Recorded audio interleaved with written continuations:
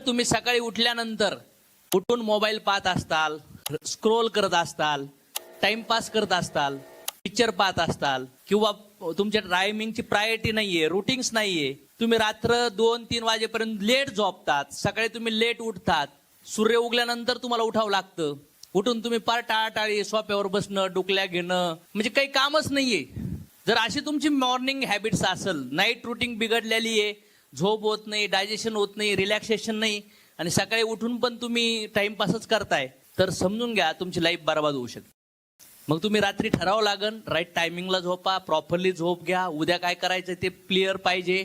रात्री जर राईट झोपले 6-7 तास चांगली झोप झाली तर सकाळी फुल टनाटन एनर्जीने तुम्ही काम करू शकता. तर काय वाटतं?